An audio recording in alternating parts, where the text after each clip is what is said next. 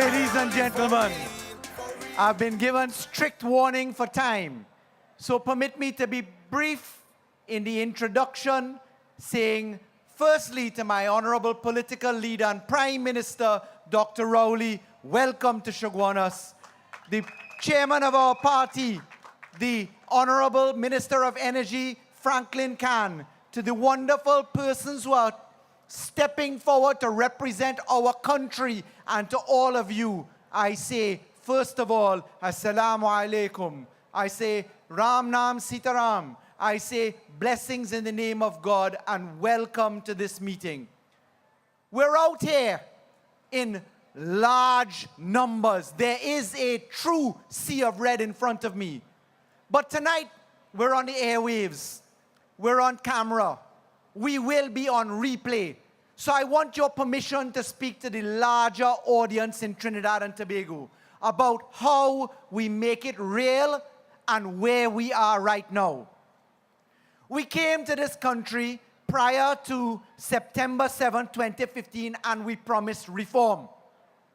We promised change. One of the main planks of change that we brought was this concept of local government reform.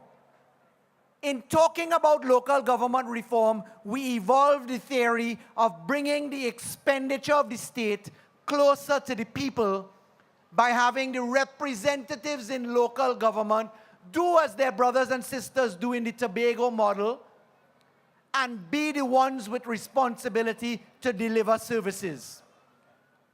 That was when we were in opposition. We came into government, we adopted this as official policy, and we set about the concept of consulting with the people in 14 consultations headed by the Honorable Minister of Energy, Franklin Khan. We did that, ladies and gentlemen, because we said that that was a tool to cut out waste, corruption, and mismanagement, and importantly, to ensure that there was value for money. I stand before you as the Attorney General and Minister of Legal Affairs, and part of my portfolio is ensuring that the laws of Trinidad and Tobago are operationalized. So let's for 1 minute talk about the connection with national security and crime. You see, the opposition, Kamla Prasad Bisesa, her two #1 men, Gerald Ramdeen and Wayne Sturge, and Barry Padarat, they now stand, 3 of them, in this country with the member for Naparima, Rodney Charles, talking about crime plan. And I want to put this record straight. The PNM has no crime plan because we're not planning to commit crime. We have an anti-crime plan. And there is a big difference, ladies and gentlemen. We have observed this country. I did the checking, I did the mathematics. I want to put it forward in the structure. The Minister of National Security, the Prime Minister of Trinidad, the Attorney General, the Minister of Foreign Affairs, the Minister of Finance, and the Minister in the Attorney General's office and in the Prime Minister's office, we together form the National Security Council. We have elements of national security under us. But the truth is, national security in terms of lockup and conviction from criminal matters is the Trinidad and Tobago Police Service. I calculated by reference to the budgets year on year from the period 2006 straight up to this budget, which we just delivered, and I added up the allocation to the police. Do you know, ladies and gentlemen, that we have spent $21 billion in the police? The police have had direct supervision of their own budget from 2006, and they have been given in cash value $21 billion, just short, 20 billion, 900 million odd. Now I say that to you because do you in Trinidad and Tobago feel safer from 2006 to today's date, do you feel that crime has plummeted? The reason why no government has gotten a proper grip on crime is because we are thinking in the same mold. The police have $21 billion. They have financial autonomy. The Commissioner of Police has the power to hire and fire and manage. The government has spent $9 billion odd in national security. Apart from that, we're locking up people. We have a criminal justice system at work. But in the courthouse, ladies and gentlemen, you have right now one case, and just using it as an example. There are allegations of fraud in the Piarco Airport inquiry. We all know that. But that case has been in the magistrate's court for 16 years. So there's a sense of frustration because people say in Trinidad and Tobago, quite legitimately, why should I be worried about the application of laws if a case could be in court for 16 years? And they wouldn't be wrong to complain.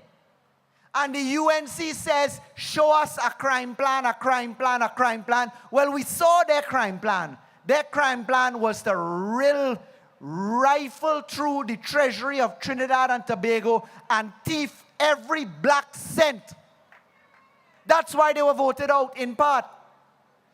But how does this connect to what we're talking about now?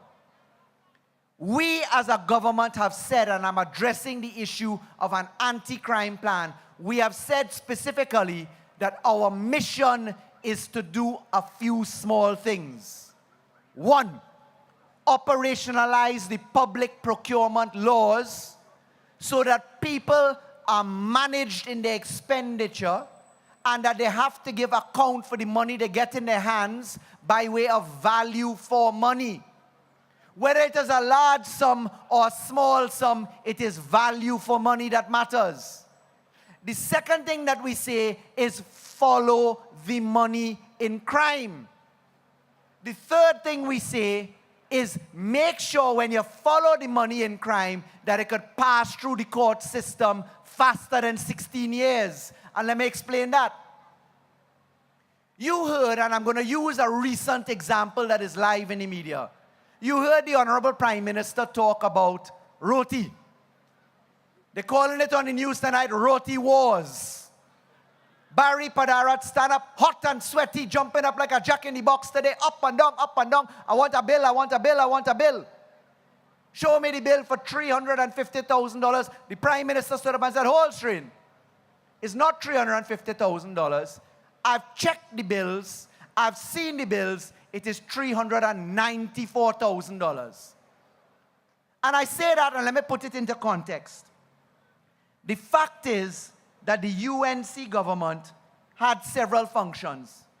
And I'm dealing with value for money and crime and following the money. The leader of the opposition, Kamla Persad-Bissessar, SC, says that she has won everything. 8 elections in a row lost. Court case come and go, they lose but they win. But she comes out to say value for money because PNM could only talk about roti. I want to put on record here tonight. We did a comparison in the Prime Minister's office and we found out that for Christmas, for Spiritual Shouter Baptist Day, and for Emancipation Day, it was the same phenomenon as roti. So for the Diwali function, we know that the UNC spent a total, and I want to give you the actual figures. For the Diwali function, the UNC spent a total of $1 million plus. I'm looking for the actual figure, dealing with one function at the Prime Minister's residence at the Diplomatic Center. $1.6 million. When we look at that and we compare it against, it's actually, $1,323,856.13. We know that the PNM spent in 2016 $220,000 409 and 6 cents. We dropped from 1.3 million to 220,000. Now I'm talking about follow the money and crime. I had someone today send to me who is the owner of a roti producing factory who says, look, we have done the mathematics for you. When you take a roti produced by a factory, which you could easily order and produce in one day, the maximum that you could fit in the Prime Minister's residence is maybe about 2,000 people. The leader of the opposition, Kamala, says 5,000 people. I don't know if that's true. 2,000 is where you are. When you look at the numbers, value for money, and you check $394,000, I want to tell you exactly how much that is worth. If you take the wholesale price ordering from the factory, you're going to pay $5 for a dal puri. You're going to pay retail $20. If you take $394,000 and you buy it wholesale, you are feeding 78,800 people roti. That's what it works out to. If you take it retail, $394,000, and you buy it for $20, you're feeding 19,700 people roti. You see, it's not the roti war. It is the fact of value for money, ladies and gentlemen. When you look at Kamla Prasad Bisesa and you watch the amount of money spent in events, she spent a total of $12,211,000 odd for events versus, that's in 1 year, ladies and gentlemen. In 1 year, $12.2 million in parties in the residence, and the PNM would have spent in 1 year $2.6 million. Now, let me connect that mathematics with the mathematics of follow the money. We as a government have said enough talk about Mr. Big. Enough talk about picking up the small man on the street. We say as a government, let us follow the money, and we want to follow the money by eliminating the spaces for corruption and getting into court for a trial where you could come in and out of the court in 1 year's time. That is why, ladies and gentlemen, you will see in the Parliament in this month coming legislation to follow money. In particular, you will see legislation called civil asset forfeiture money. That is called commonly explain your wealth legislation. So when you hear about someone who have a mansion and a palace somewhere in South Trinidad, or in East Trinidad, or in North Trinidad, and they're earning a public servant salary for donkey years, you knock on their door and you say, explain to me how you spend $60 million to build a house, you have 20 cars in your yard, and you're earning $20,000 a month. And if you cannot explain that, you go to the court, you go to the civil court, where the trial time is 1 year to 2 years maximum. And if you cannot explain your wealth, the government of Trinidad and Tobago becomes the beneficiary of a court order that says the wealth is forfeited for the people. I want you to understand how powerful that is. I want you to understand it in the context of the bad boys on the block. The bad boys on the block with bling and gold and jewelry and Mercedes-Benz and BMW and big house and big car and linemen whole day on the block. They too are subject to explain your wealth legislation. You have to find no gun. You don't have to find no cocaine. You don't have to find no weed. All you have to do is explain how you get that from an honest day's job. You understand the nuclear power of that legislation, ladies and gentlemen? Add that to our crime problem. In guns and gangs and turf war, where they're fighting for selling drugs. What you buying drugs with? Corn, sweet potato, or cash? If you're buying it with cash, what you doing with the cash? You're investing in property, company, or you're laundering it. Which is why we say the anti-crime plan is the anti-money laundering plan. It's the civil asset forfeiture plan. It is unmasking what you call beneficial ownership. Because when you know who the real owner of a property is, how many of you here who buy property for who and who build house where? How are you proving that that is the case if you can't lift the veil of it? So ladies and gentlemen, we promised this in the opposition. We have spent 13 months now preparing for this.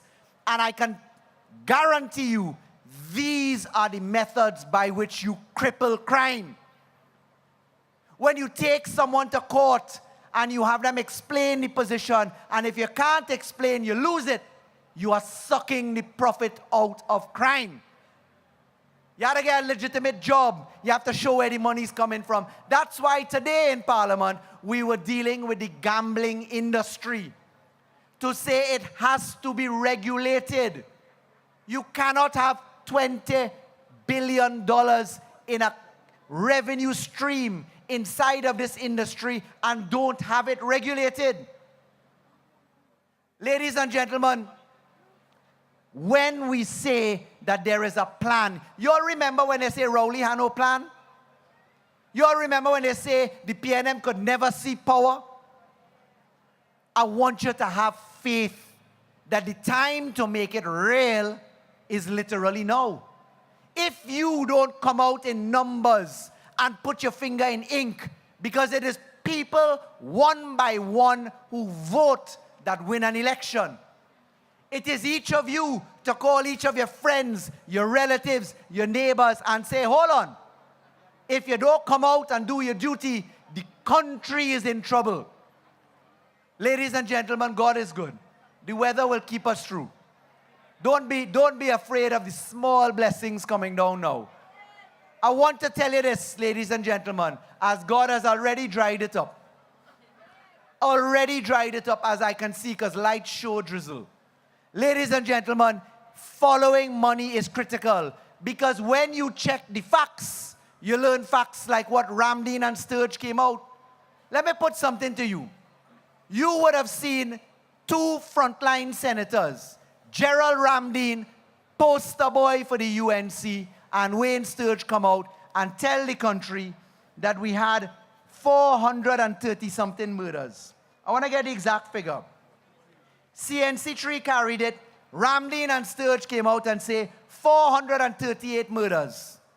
When the media watch them and say, hold on, the Trinidad and Tobago police has 407 murders. We in the media have the same figure. How you all account for that? They say the media lying. They say the police lying. They're suppressing the information.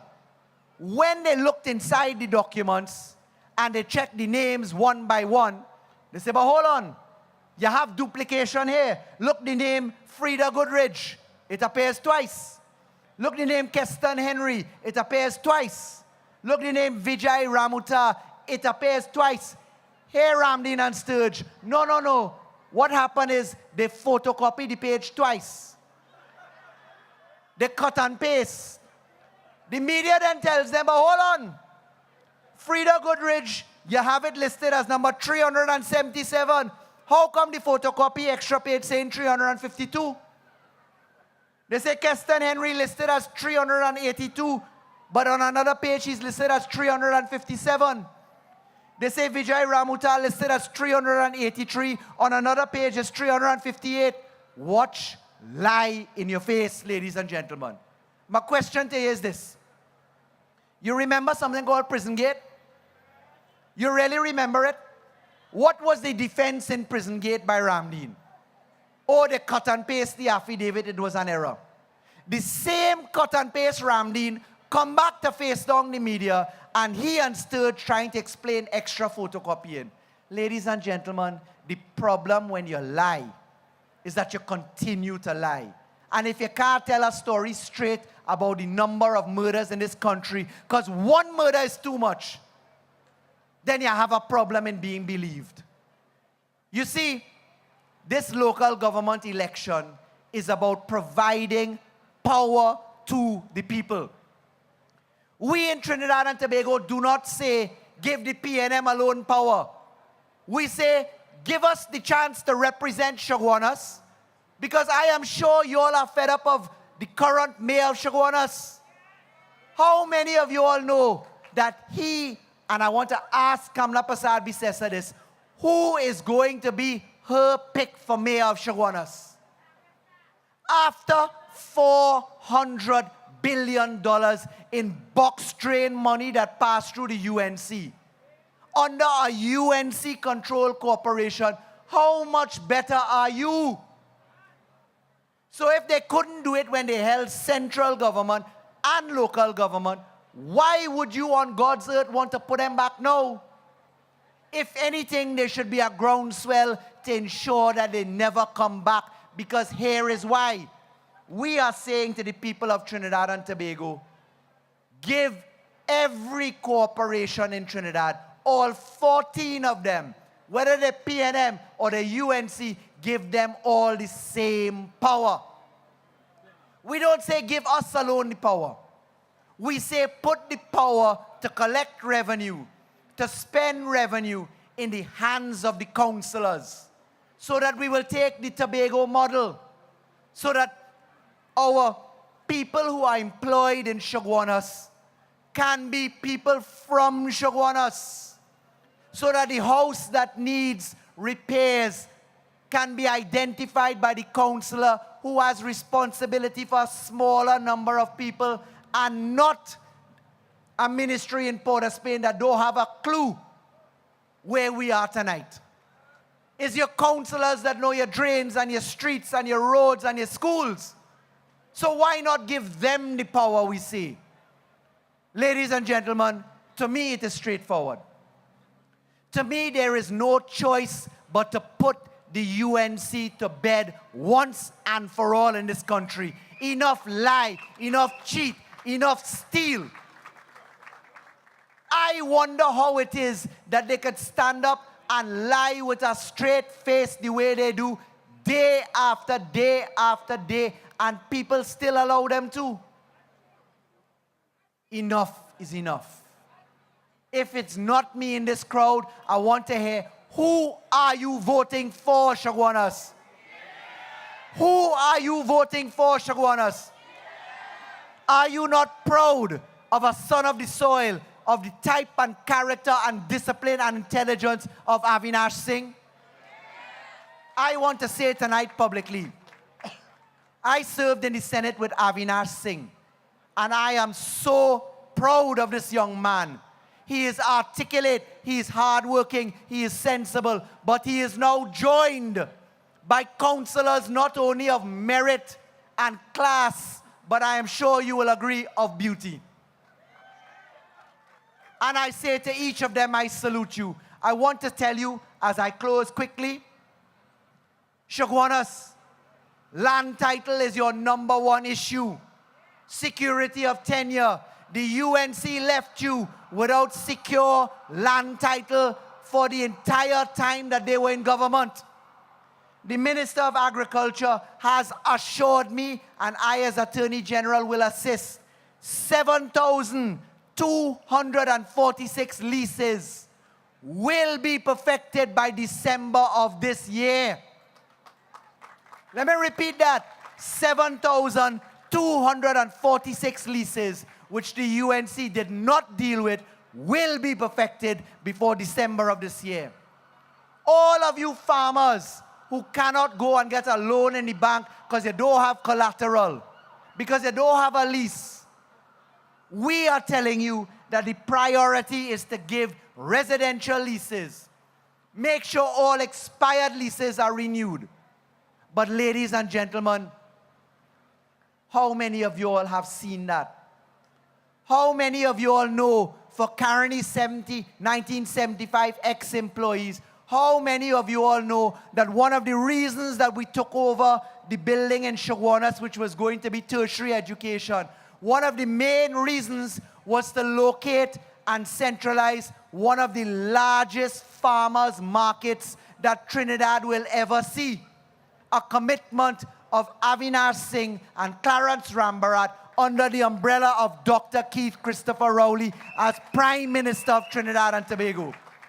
So if you have had enough of the waste, mismanagement, and corruption, if you think that Kamla Telia is only 5,000 people a feed, and is really roti to feed 19,000 people, understand why the roti example is so serious. It's not a roti war, it's a corruption war. As I end, I want to give my commitment and promise as Attorney General. Do not for 1 minute think that the wheels of justice are not turning. Do not for 1 minute think that there isn't reason behind our very careful approach in managing litigation in the way that we are. Do not for 1 minute think that we have no plan, as Kamla says, because our anti-crime plan makes sense. It is a shorter version with more powerful impact. So, ladies and gentlemen,